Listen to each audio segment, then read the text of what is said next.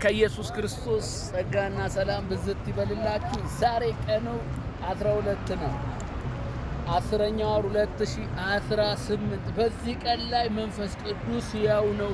በመንፈስ ቅዱስ ተጠመቁ አሜን እያለን 12ኛውን ቀን ለዚህ ወር አንድ ወር ከ12 ቀን ማለት ነው አንድ ላይ ሲሰበሰብ በዳንኤል ምዕራፍ 5 ላይ በኢየሱስ መሰረት አድርጌ ነግራችኋለሁ። አነበዋለሁ በኢየሱስ ምዕራፍ 12 ቁጥር 11 ጀምሮ የቅዱሳን አማልክት መንፈስ ያለበት ሰው በመንግስትም ውስጥ አለ። በአባትህ ዘመን እንደ አማልክት ጥበብ ያለ ጥበብና ማስተዋል እውቀትም ተገኘበት። አባትህ ንጉሥ ናቡከደነጾር የሕልም ተርጓሚዎችና የአስማተኞችም የከለዳውያንና የቃላተኞች አለቃ አደረገው። አሜን። የአማልክት መንፈስ ያለበት መልካም መንፈስ 1 እውቀት 2 ማስተዋል 3 ሕልም መተርጎም 4 እንቆቅልሽ መግለጥ 5 የተቋጠረን መፍታት 6 የሞላበት ስሙ ብልጣሶር ብሎ በተሰየመው በዳንኤል ዘንድ ተገኝቷል። አሜን። አሁንም ዳንኤል ይጠራ፣ እርሱ ፍቹን ያሳያል። ሃሌሉያ አሜን።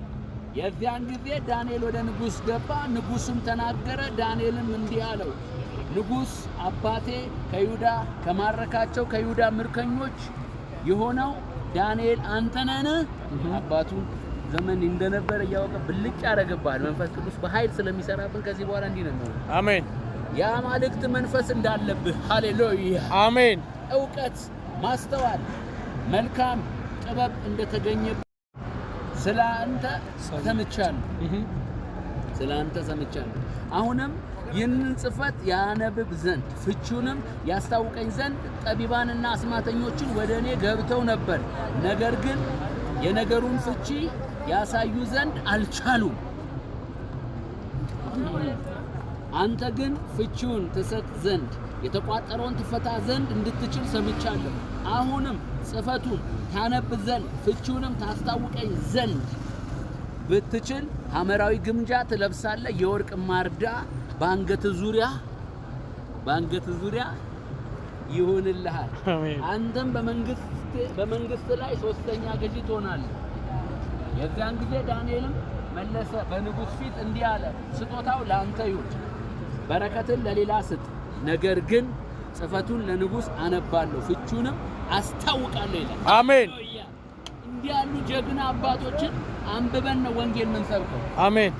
ለወርቅ ለሐመራዊ ልብስ ያልጓጉ ጀግኖች አሜን። በሚያልፈው ነገር ኢየሱስ አምላካቸውን ያልሸጡ አሜን። ዛሬም አለን አንሸጥም። አሜን። ኢየሱስ ጌታ ነው። አሜን። ስለዚህ ድንቅ እንቆቅልሽ ስለሚፈታው መንፈስ ቅዱስ ክብር ይሆን ዘንድ አሜን።